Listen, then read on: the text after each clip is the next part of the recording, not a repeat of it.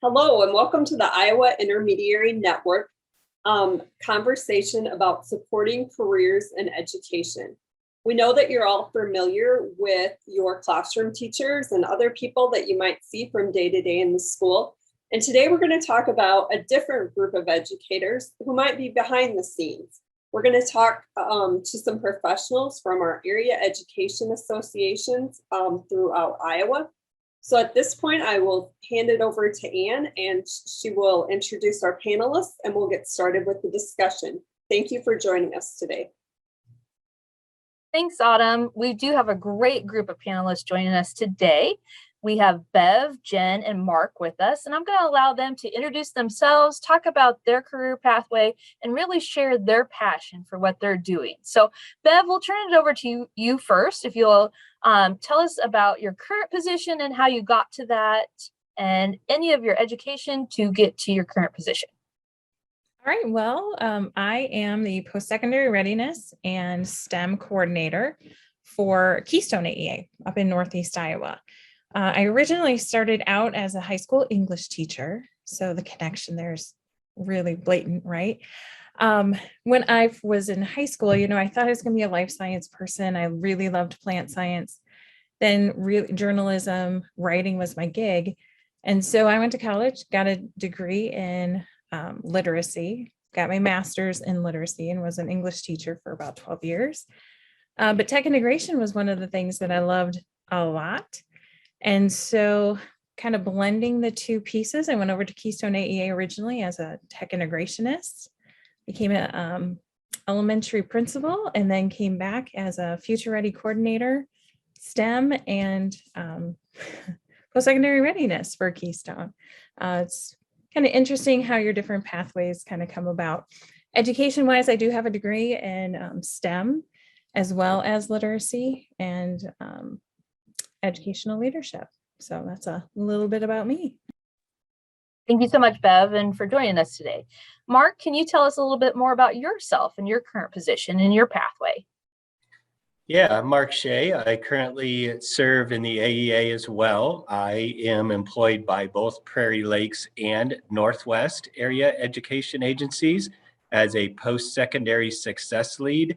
So I really help with post-secondary future readiness, supporting schools and looking at their data around how students are doing after they leave our schools and what we can do to improve those outcomes. What are some strategies, initiatives that we can do?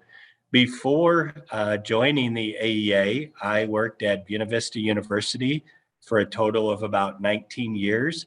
So the first half I spent in admissions, and the most recent half I spent as Director of Student Success, overseeing retention and student success initiatives for the university, as well as a variety of other hats that I wore being at a small college. Did a little bit of everything within the student affairs realm in those last couple of years there at the university. But my road, when I went to college thinking I was going to be the next great sportscaster. And after taking some courses in the media side, decided that maybe that wasn't the right move for me. So I decided to go into education, got some experience in the classroom, did my student teaching, even got employed as a 8th grade study hall monitor, which is as terrible as it sounds.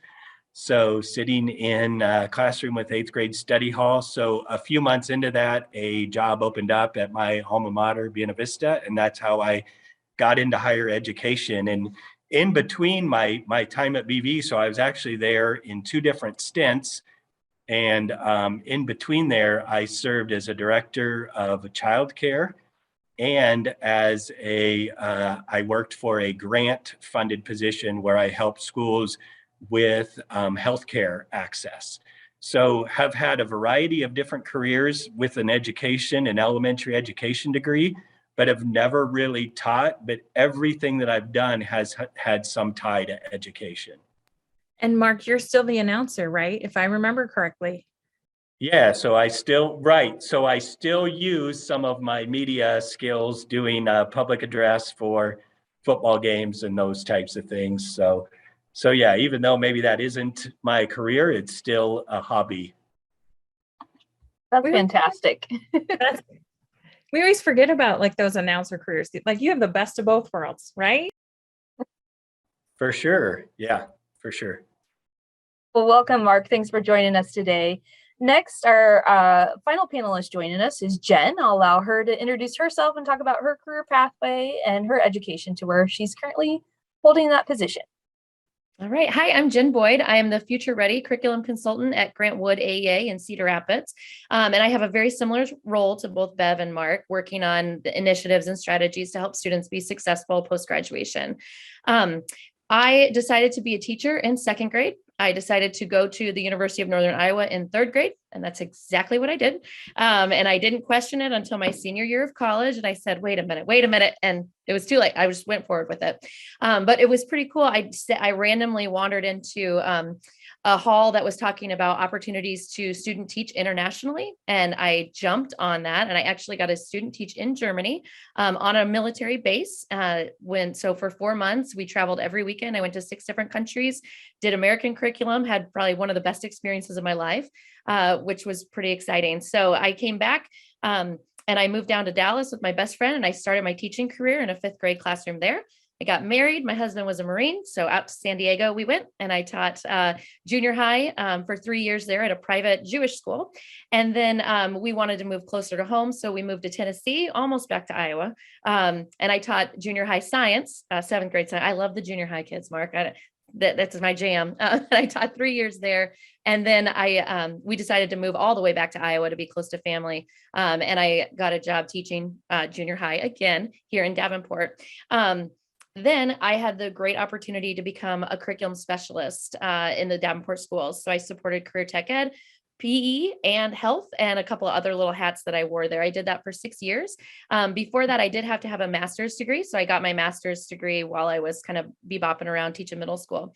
And I did that for 6 years. And in that role, I really supported all of the teachers in the district in those content areas, led the professional development, helped with programming and initiatives, and just kind of was the back end support of a lot of the different pieces that were in place.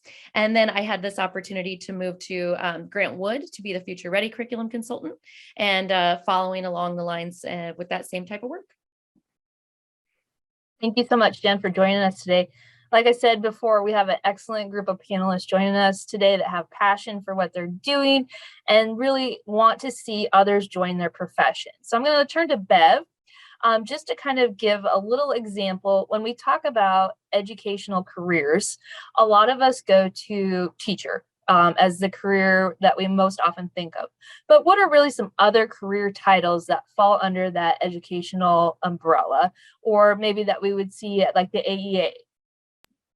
Yeah, so thinking about the AEA, I think about things on our special ed side specifically. We have folks that are occupational therapists, school psychologists, and transition coordinators, making sure that we have the living, learning, working type of supports for all students.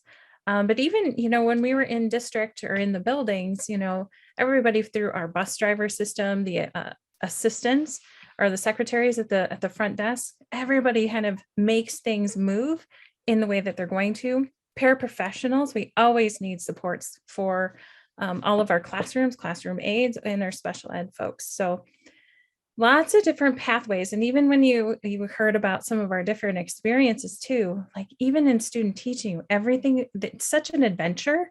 And if you're willing to kind of find those different routes, you can really find some different careers. And like Mark said, I've never taught in a classroom, but I've always been in education. And so just kind of thinking outside the box into really talking about how we use those communication skills and such. So, well, guys, what else do you think? What am I missing that's maybe non-traditional? I can jump in. And working in my role in a district, a large district, I worked with a lot of different departments.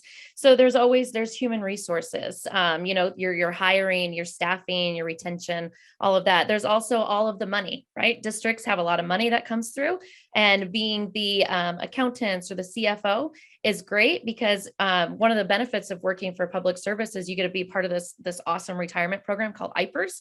And even if you're in a different role, not just as a teacher, you still get access to that can help you after you retire. And so it's a huge benefit that a lot of companies don't have. And you get, that amazing schedule depending on your role. There's also building maintenance and operations, the people that determine what updates need to be happening in buildings. What do we need to build new buildings? Do we need to restructure the grade bands? How can we do all of that? So there's engineers on staff. There's auto maintenance people that are on staff that keep track of all the district buses and the district vehicles, and nutrition. I mean, school lunch, everybody does. That's, you have the power as a nutritionist within the district to kind of control the school lunch and make sure that it's healthy, appetizing, and something that kids want to have. So there's a wide array, but all of those, when they land within an educational setting, have all of the other kind of educational benefits that we tend to think of just teachers receiving. But it's a great way to support kids in your community, no matter what your passion is. I also think, my time in higher education taught me that there were even people in there that had degrees in education that they were using. Some of the professors, of course, in education had previously served there, and now they were teaching future educators. There's educator consultants like us that either work for the AEA or independent educational consultants. There's educational researchers.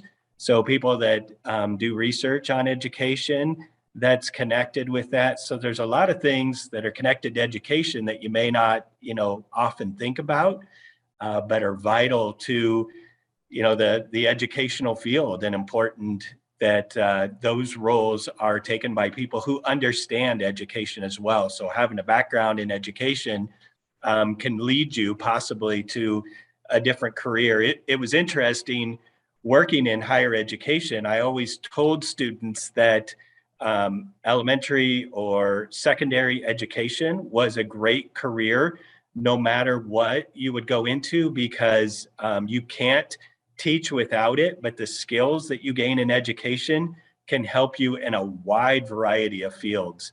So the ability to get up and speak and organize lessons, and just a lot of the skills that you learn in your education classes, I think are transferable to a variety of careers.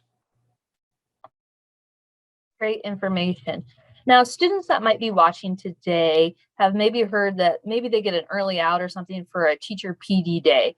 What is PD, and what does that mean for the educator, and how is that really ongoing training for them and in their profession? And I'm going to ask that to Jennifer. So PD stands for professional development, and that's where teachers learn all the new best practices to be even better teachers. I always like to compare it to doctors. If you have a doctor that hasn't done any sort of training or updates in 40 years since they began, I don't know if you want that doctor operating on you. And it's kind of the same with teachers. Education evolves and it changes. It was just a couple years ago that the kids that graduated high school, they didn't, cell phones didn't even exist, or the internet didn't even exist when they started kindergarten. That's a huge change in the way that we do life. And it is impacting the way that we do education. And so professional development is focused on figuring out how we can support our students, learning about all of the different pieces. COVID brought a wealth of challenges back for us, not only in helping kids catch up with some of that missed learning, accelerating their learning, but also all of the, what some students had to experience at home and some of the trauma that came with that. And it's learning how to embed that into the classroom to really support students fully, to help them be successful. So that happens on PD days. Yes, most districts have that built in, either early outs or throughout the year. And then teachers have that opportunity to go to conferences or, specialized workshops to really target something that they're wanting to do. I just had the opportunity to go to a national career tech ed conference in New Orleans, Louisiana. And so they buy my flight, they buy my room. I get to go spend 3 days learning about career tech ed and what's the newest advancements, but also, bonus, New Orleans in the middle of winter is not such a bad thing for somebody here in Iowa. So there's a lot of different opportunities, and it's really invaluable to a teacher's practice to continue to grow and develop throughout the years. Thanks, Jennifer. Now, Mark, sometimes when we hear different individuals that have chosen a career pathway in the education realm, they might talk about being on contract or off contract. What does it mean to be on contract or off contract? And really, what does that mean for like a work schedule for somebody in the education field? Yeah, so generally contracts in education, they're contracted for the school year, and so they may have the summers off, but they still may do some learning during that time, but that's the time for which they're paid. The interesting thing about education is even though they may be off contract for the summer and not teaching, they're still going to get paid 12 months out of the year. So I think sometimes people think, uh-oh, I only get paid 9 months and then I have to budget differently. So on contract is just the time during the school year or additional time throughout the school year before or after as well when they're expected to serve in their position. So teachers' contracts are renewed, and many schools have unions, and they have people who are working to negotiate those contracts as well to help make sure that they get fair pay for the work that they're done. So that's my understanding of that. If someone has a better help with that, go ahead. I think you covered it quite well, Mark. Thank you. Bev, I'm going to turn. I do have one thing to add with Sure, that. go right ahead. So as a teacher, when you're on contract, it is negotiated by the union and you have your set days. As in our roles as consultants, I am told I have a certain number of days I need to work throughout the year, and I actually pick those days.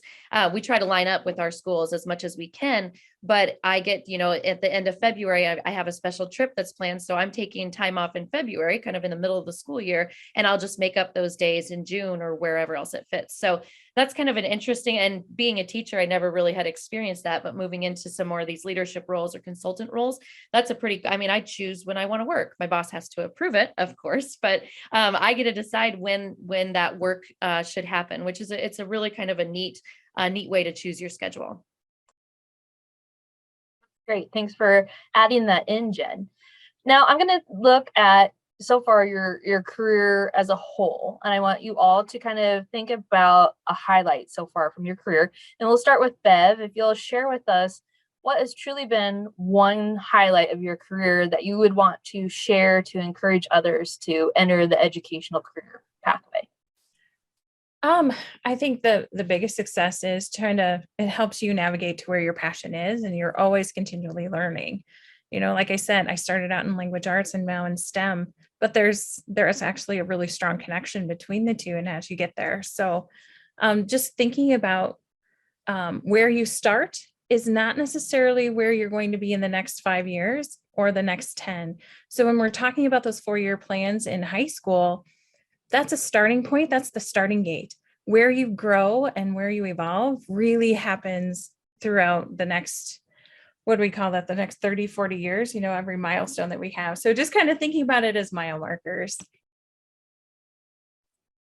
All right, Mark, what about you? What has been a career highlight for you so far?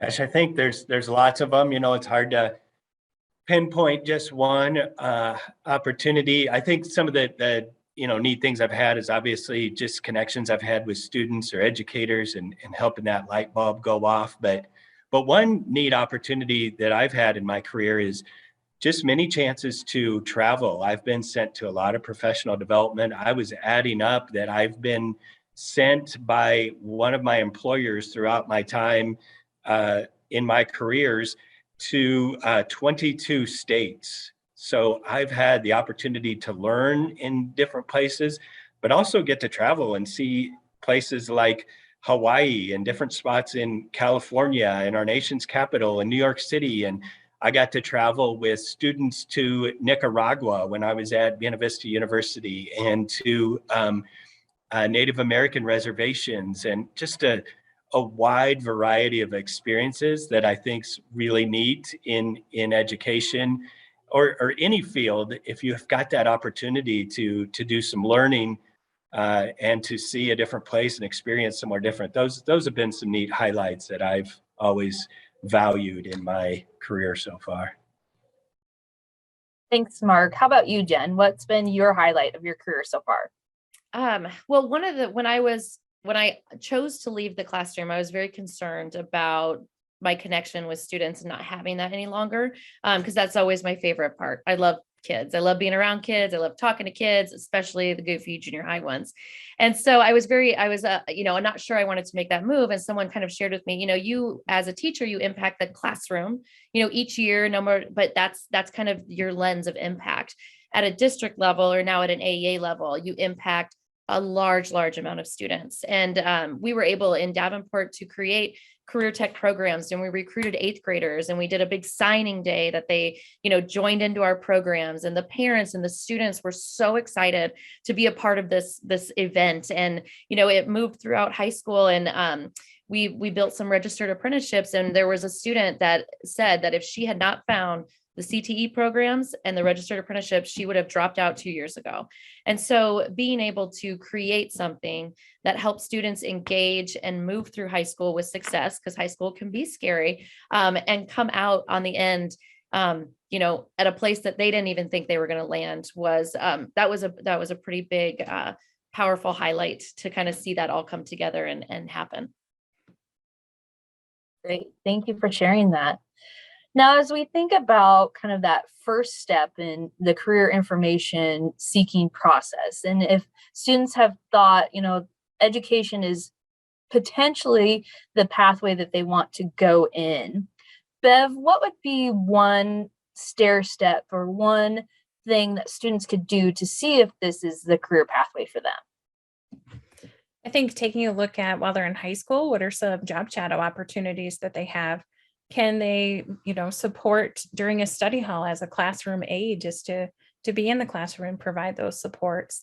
So just the more that they can immerse themselves and talk to teachers about what they do on a daily basis versus just being the student, what are that teachers actually doing? Those experiences are invaluable. So I would say connect and have an experience with them. Thank you. That's great advice. Definitely, job shadows provide an excellent opportunity. And a lot of times we forget about, as a student, that those teachers in that classroom and even that district provide a lot of opportunity for job shadow potential, just right there at their fingertips. So that's a great example of a starting point, is a job shadow. I think sometimes we forget that because students are in school, that it's actually a job too. Do you know what I mean? So always great when oh yeah, that's great. Yes. And we know, especially right now, that there is a teacher shortage. So there is great demand for individuals to enter the educational field. So if students have an interest in that, it's a great pathway. I'm going to take our last question, and it is really kind of what advice do you want to leave with students today that are watching on why they should consider an educational career pathway? And we'll start with Mark. I think education is just a really important field. We need to have people who have a passion for students and a passion for learning to be in there. So I would just encourage any student who's considering it to really take it seriously. I was disheartened a few months ago when somebody that I knew that was in education said that they weren't encouraging their own student to go into it. And I was extremely disheartened by that, because we really need people that have that heart for it. And we need to be encouraging more people to go into that field, because I think it's difficult, but it's extremely worthwhile. It's extremely valuable. And people who have that passion and that heart for it, those are who we need in those fields. And I think there are tons of rewards in there. Sometimes education gets a bad knock for not being a high paying position, but I think most of the people I know are able to make a living, support families within education. You make enough money and you get your summers off, which is a huge thing, that some people can even do additional work during the summer to make additional money. So I think it's not only a worthwhile profession, but can be extremely rewarding and financially a good good opportunity as well. And there's so many ways to move up within that field as well, as we've mentioned. You don't have to stay in the classroom. There are ways to get into administration if that's your desire, or consulting, or other areas within education. So it's good. Thanks, Mark. How about you, Jen? What is your piece of advice in closing to share with students today? As cliche as it sounds, education is where you really can shift the world. That's where everybody goes to school. It's a requirement.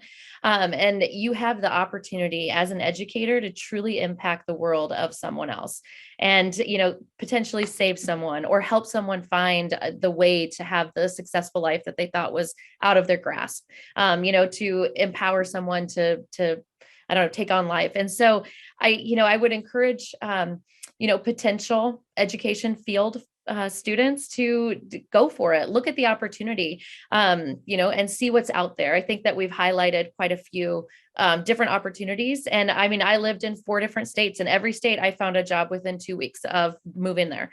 And just because they're everywhere and there's all different types, and it is a rewarding profession. Being able to connect with kids, to help kids learn and become successful, citizens in our society, it's an important role. Doesn't always get all the credit that it deserves, and but there's a lot of fun that you get to have. You get pajama days half the time, right? So there's a lot of fun that can be had with it. And there are tons and tons of avenues and ways to grow. So it's something to definitely look into and jump on opportunities as they present themselves. Thanks, Jen. And Bev, close us out here. What's your words of advice for those students that are thinking about a career in education? I guess I'm just going to piggyback off what both of them said.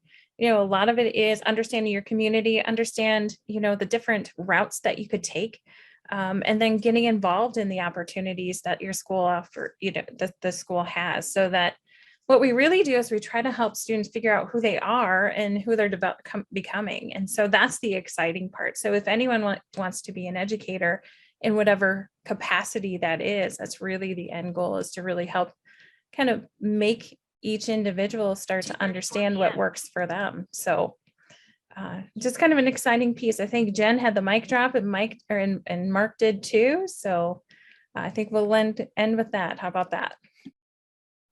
Well, thank you, Bev and Mark and Jen, for sharing your time, your talent, your passion for education, and your words of encouragement for our future workforce. And hopefully, if you are watching today, you have already some connection to exploring a career in education, and maybe will act upon maybe seeking that job shadow or seeking out a teacher to be your mentor to kind of help guide you as you start that navigation towards your own career pathway.